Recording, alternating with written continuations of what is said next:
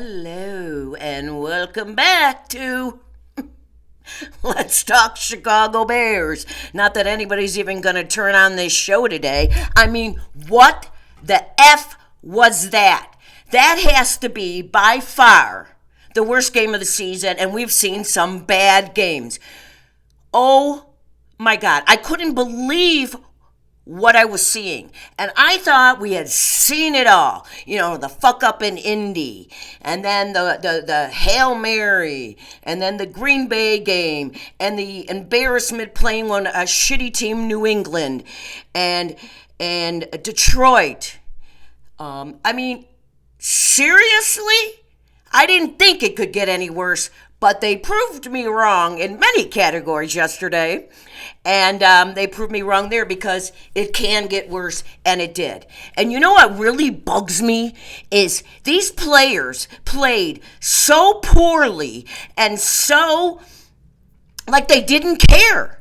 You know what, you assholes? The Bears fired Flus during the season, which they've never done, and this is how you repay them your gratitude? You guys wanted him gone. He's gone. And you look like shit out there. You look like pathetic old men. Terrible. You're an embarrassment to the city of Chicago and the state of Illinois, and every Bears fan has to be so pissed right now. My blood pressure right now is probably doubled. Yesterday, the only thing that saved me yesterday from completely losing it was my grandsons were at my house yesterday.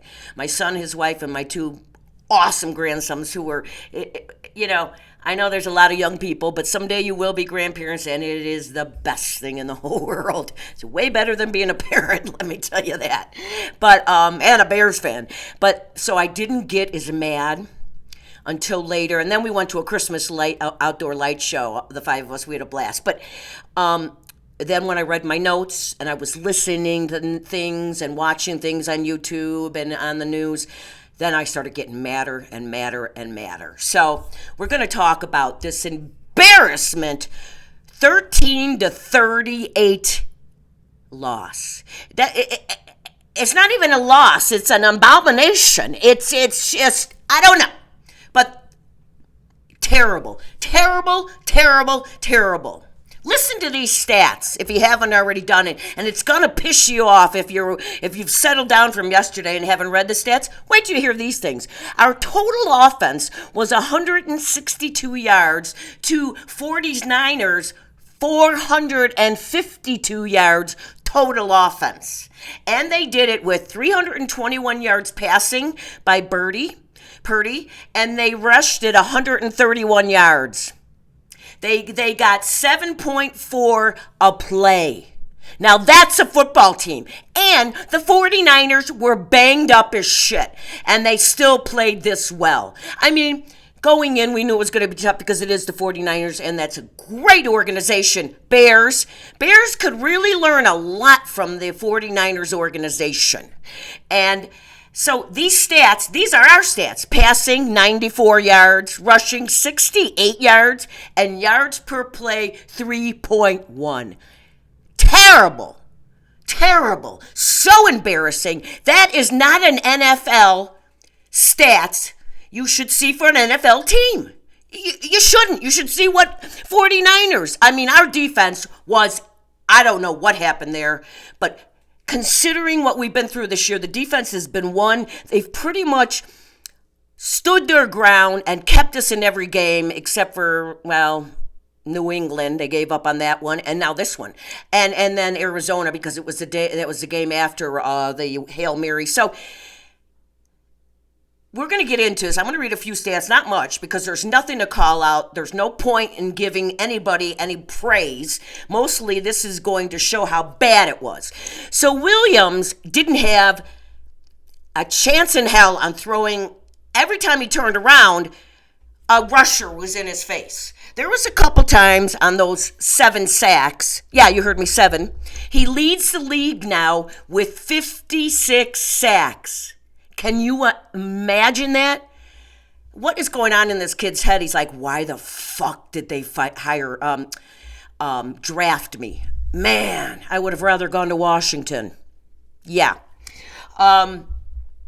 He didn't have a chance, but there was a few times he still got to learn how to get rid of that ball a little faster. But I'm going to push this all on the offensive line. I really am, because Williams is trying his best, and he's really getting no help anywhere. He was 17 of 23 for 134 yards, but I said that they only passed for 94 because of all the sacks. That takes away the yards. He had 2 touchdowns, and he rushed for 27 yards and was sacked 7 times. Purdy, 20 of 25. Now, this is a NFL quarterback. 20 of 25, 325 yards, 2 touchdowns, and only 1 sack. I mean, seriously?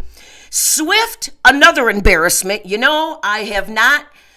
I wasn't on his bandwagon in the beginning, and then I started to climb on it, and now I'm off it again because he touched the ball 14 times, and he only got 38 yards. Cabe touched the ball 4 times, and he rushed for 27 yards. So his average is way better than Swift, who we pay a lot of money to run the ball.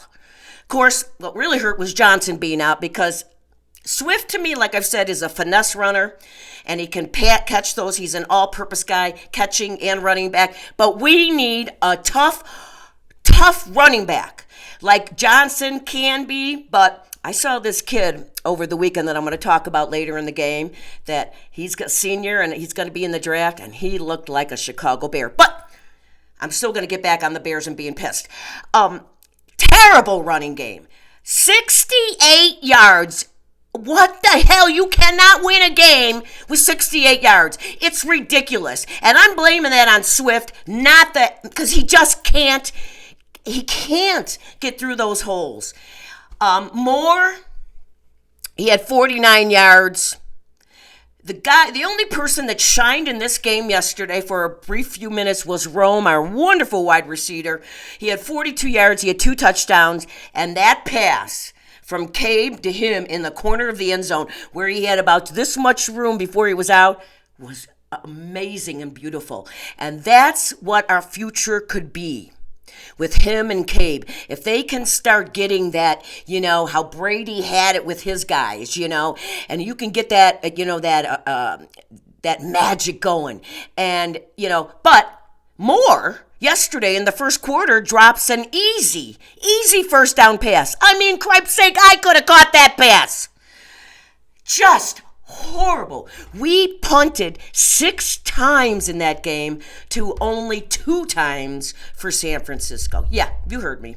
Let me read a few things that I read about some of the embarrassment that was on that field yesterday. That first half, I just couldn't believe it. Like I said, my grandsons were here. So, I'm taking notes and I'm watching, but, I take my eye off the screen for a second, right? Which maybe 30 seconds. My grandson's here and he's asking me something. And then I look up, they're punting, and I looked at my son. I go, what happened? He goes, Mom, it was 3 and out in like 20 seconds.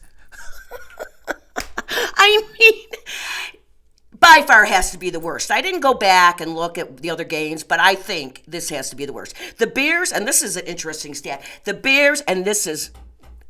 me read it. The Bears are number 1 in the league with the most 3 and outs. Hey, at least they're first at something, right? Shit, man. The most 3 and outs. I didn't even have to look that up. I already knew it.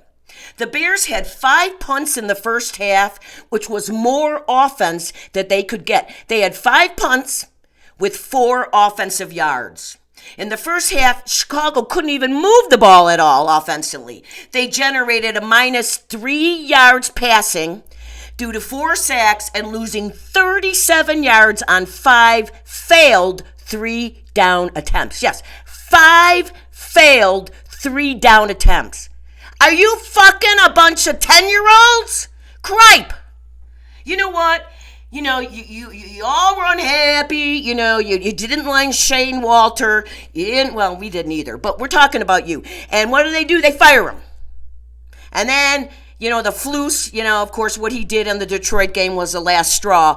But what they do, they fire him. And you come out, and this is the offense you're going to put on the field? Terrible.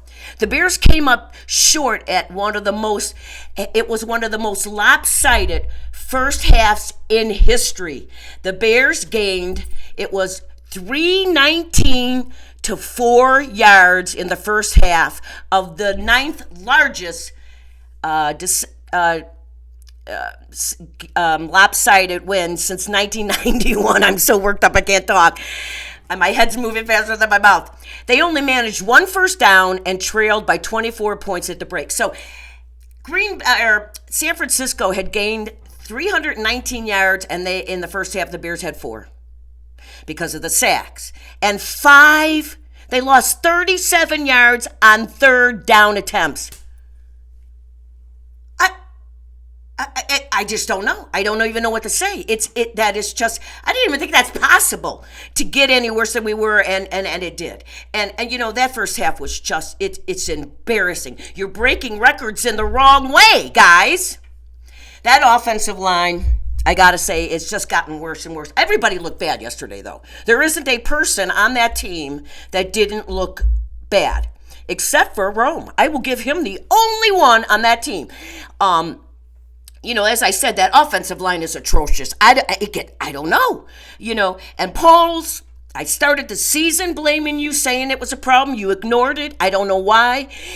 An offensive line is one of the most important positions on football, because if you can't give your quarterback 2 seconds to throw a ball, you're fucked.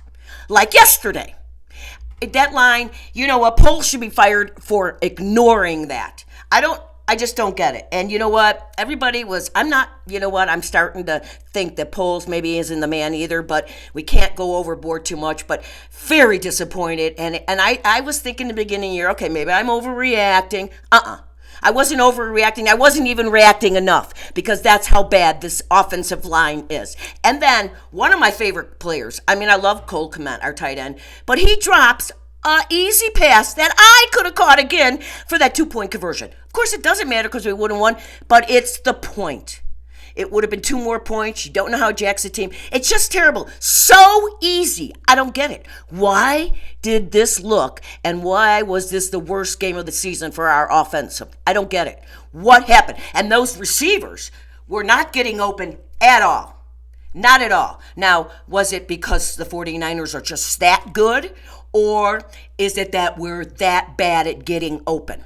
Or is it the play calls were just that bad? I think they should have had a lot shorter passes. I did want to have some bombs, but obviously we had no time. And, the play calling, I don't know. I don't know who to blame on this. I got to start with the offensive coordinator, who is the head coach, because you could see he had no time. We couldn't fucking rush the ball because we have Swift. Was it the play calls? These guys are not getting open. And it's not just this game. It's been pretty much all season.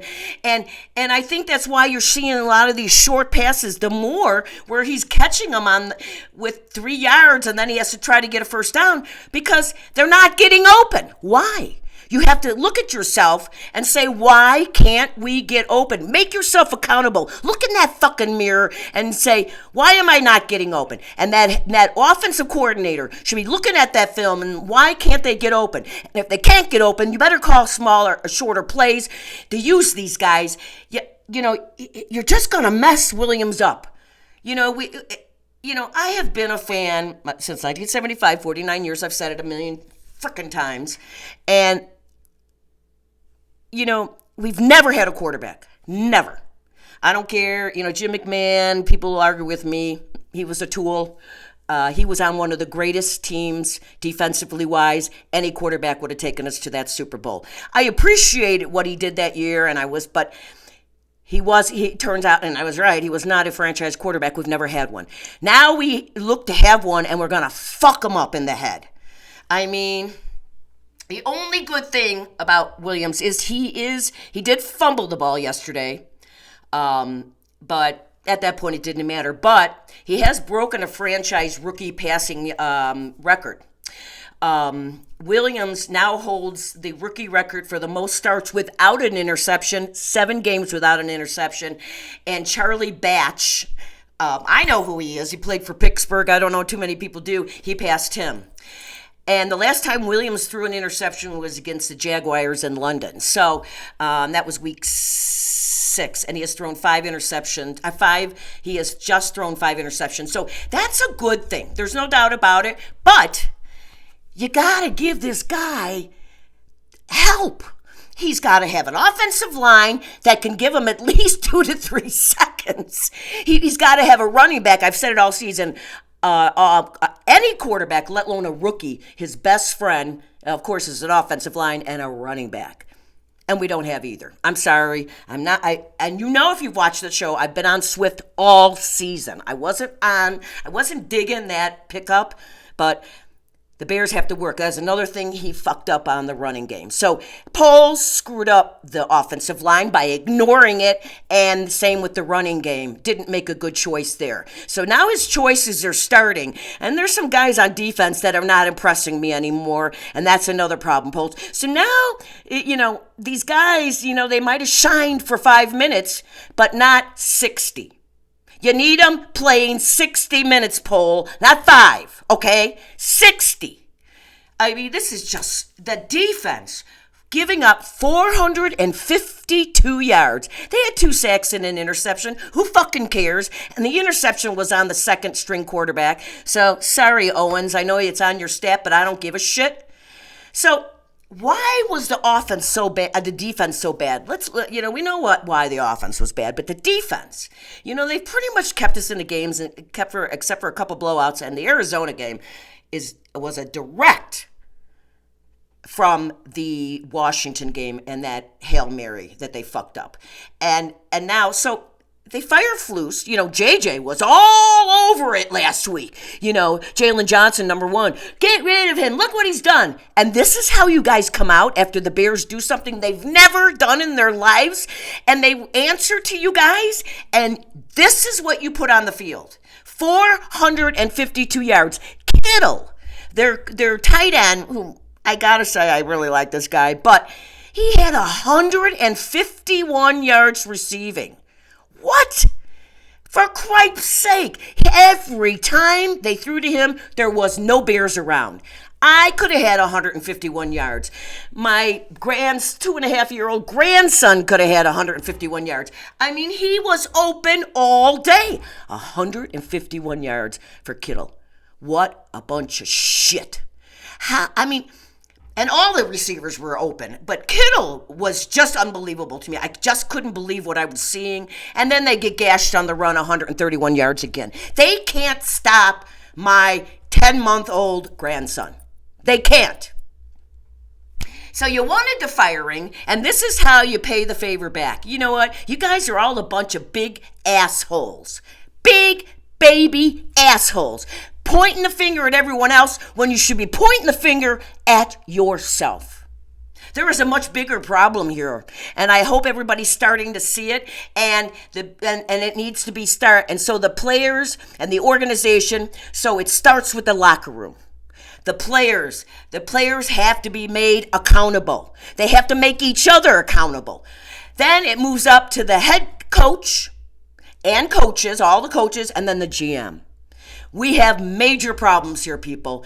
And I think that these players need to look at themselves in the mirror and say to themselves, am I playing my best 100% every week out there? Am I doing the best I can do to earn that paycheck and to show that the Chicago Bears organization is a good organization? No!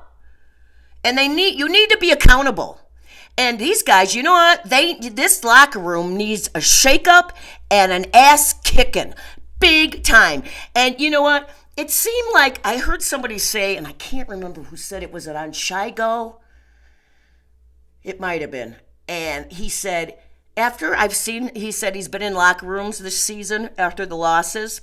And he said it didn't look like a team that was losing. They looked happy. What? Happy? You're 4-9 and you're joking around and you're happy? You should be buzzing, pissed off. And I thought they were after Detroit. I mean, that's what we heard, right? I think that's all a bunch of bullshit. You know what? It's all bullshit, Bears. And they need such an ass kicking. There is just a big problem here. And we've got guys on that defense that all look like they were not playing at all yesterday. They look weak. They looked embarrassing. They look like they didn't give a shit. And some of you are making a pretty good dollar for what you're doing. And you know what?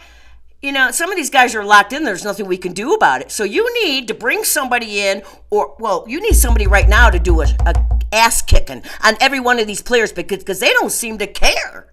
They're not accountable. This is an NFL team, guys. This is not funny. It's not funny at all. I've just, 49 years, and I thought I've seen it all. This season, I thought I've seen it all in each game. I've been saying it. But yesterday, I think has got to be worse than the games we saw losing because of Flus's indecisions. Yesterday was an ass-kicking, an embarrassment, ass-kicking. They just made us look horrible. And I don't get it.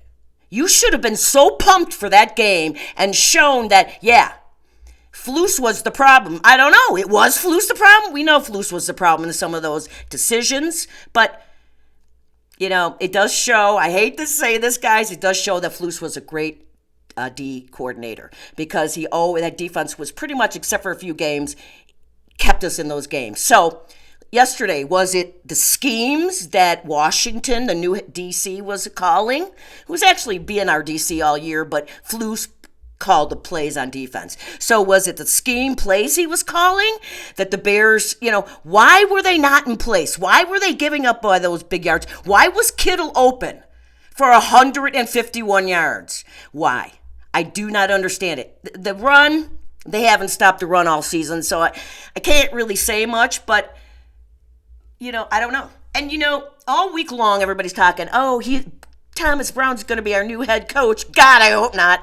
And this and that. Y'all need to shut the fuck up about the head coach. Because you know what?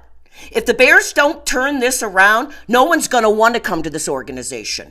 And that's the truth.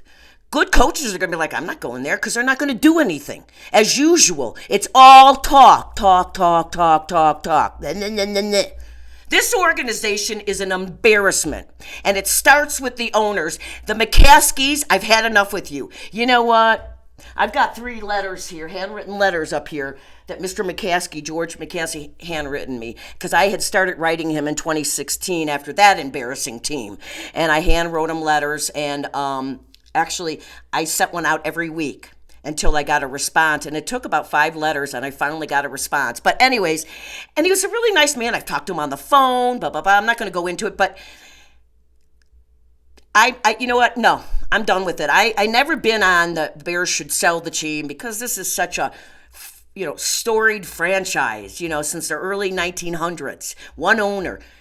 I'm on board. Sell the team to somebody who wants to win, who cares more about winning and Super Bowls than money. But see, when you win and you go to the Super Bowl, you make more money.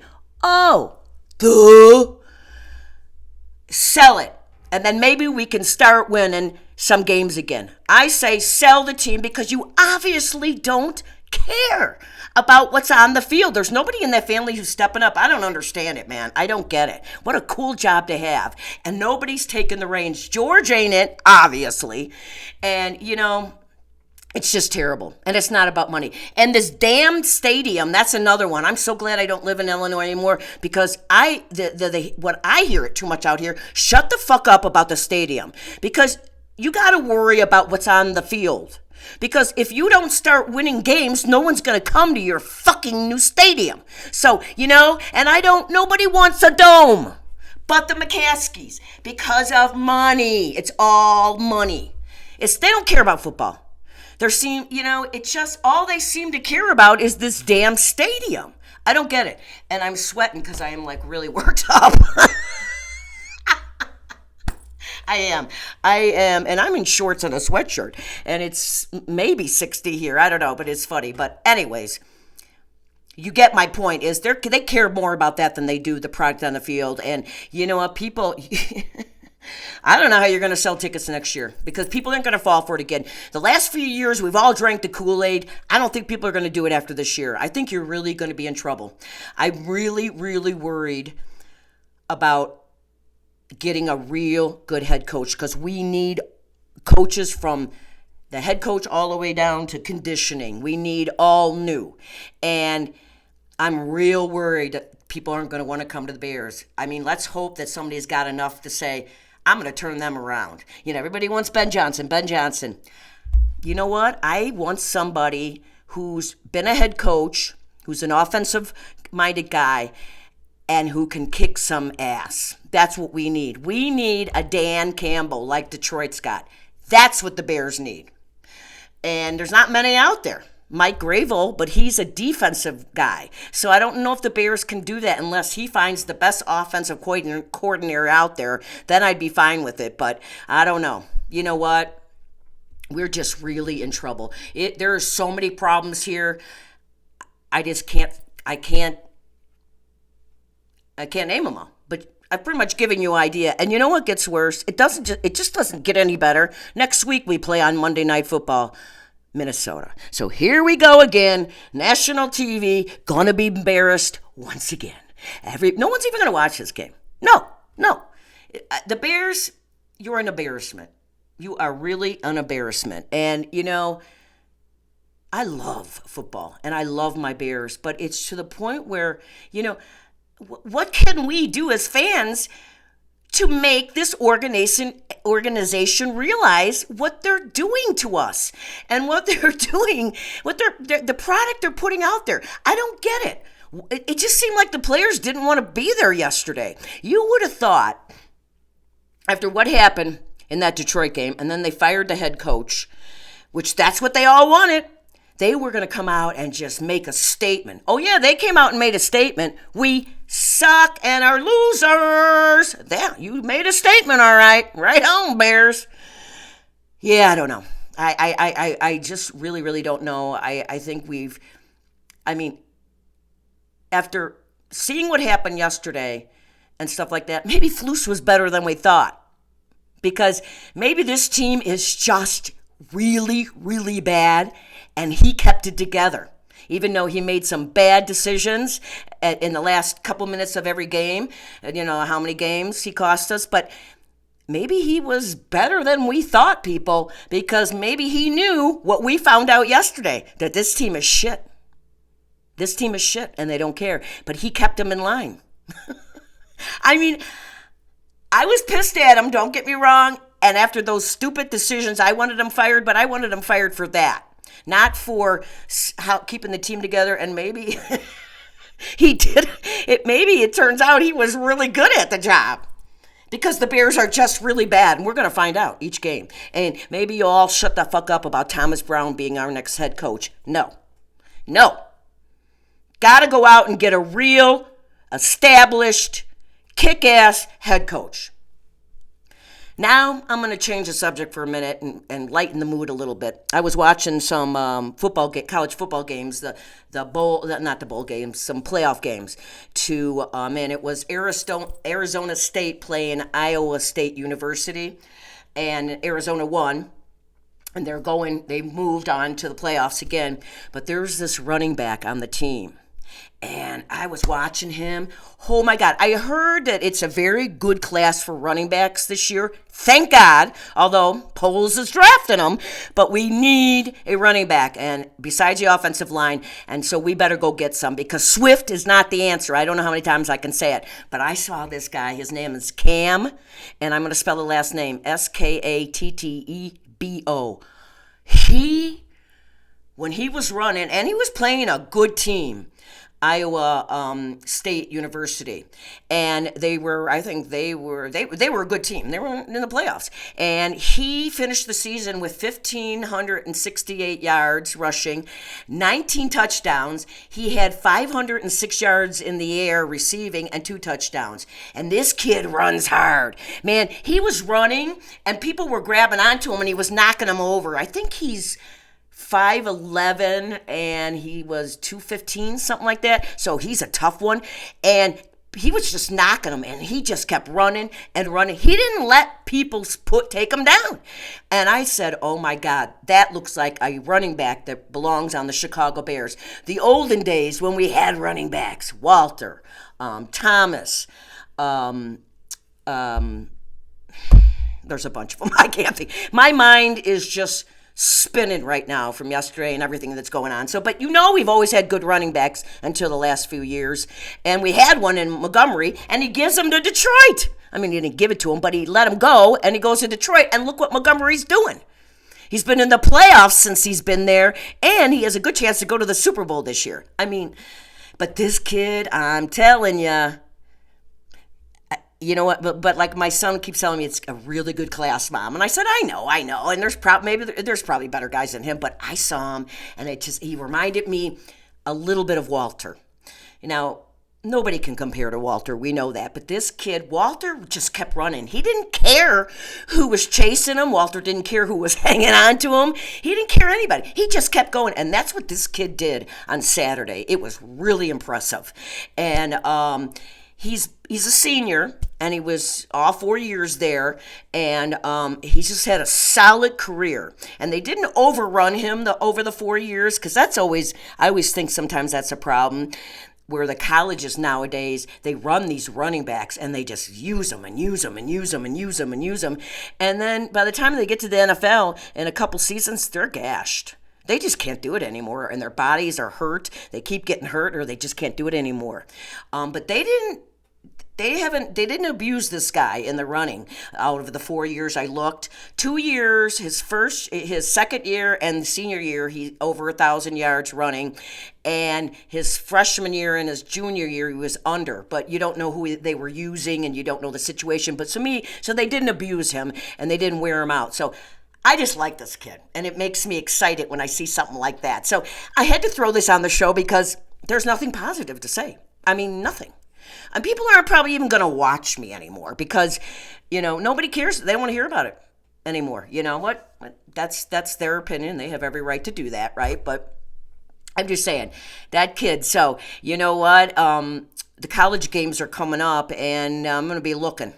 I'm going to be looking for offensive linemen and running backs. Yeah, I mean, we need more than that, but so I'm going to stop. There's no point. You got how I feel. We all feel the same way. I'm disappointed. I feel let down. I feel taken advantage of. I'm embarrassed. I'm livid. I'm just like, you just don't care about the fans, do you? You just don't, Bears organization, and it's showing year in and year out. And I don't know how much more I or any average Bear fan can take. Good luck selling tickets next year. That's all I can say. And you guys have some major problems, and I can't even begin to list them all. I just gave you a few, and I think we all know it.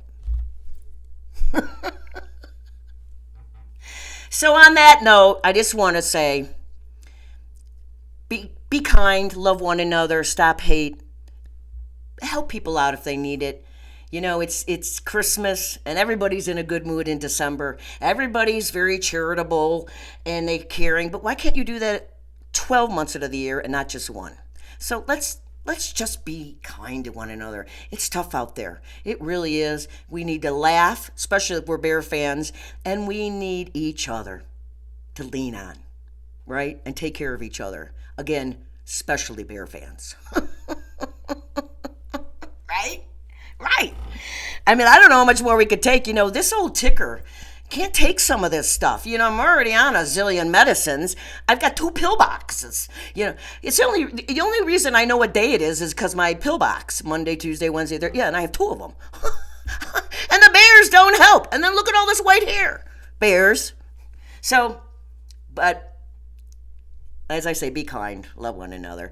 And thank you so much for watching me and turning me on, baby. I'm trying to make you laugh because there's just nothing to be happy about right now. All right, well, we'll see what happens this week. I'll be back on Friday to talk about Monday's game. which there's going to be no positives about it. I don't even know what I'm going to say, but we'll see what happens this week. What bullshit comes out of Hallis Hall this week. Talk, talk, talk. Bullshit, bullshit, bullshit. Right? I'm tired of it. Tired of hearing it. I want to see it on the field, and it's not going to happen because our team looks like they give a shit. Yeah. And that's a problem. All right, I'm going to stop. Nobody wants to hear this anymore. It's bad enough if you watched the game, right? And Brian, thank you for watching. And let's just stick together. Try to get through the week, Bear fans. And you know what? We got to stick together. You know we're still going to be Bear fans. You know what? That's the thing about them. Like my son said weeks and weeks ago, I hate that I love the Bears. I think we all feel the same way, don't we? Yeah. F you, Bears. Okay, on that note, have a wonderful week. And keep on rocking and rolling from Vegas, baby.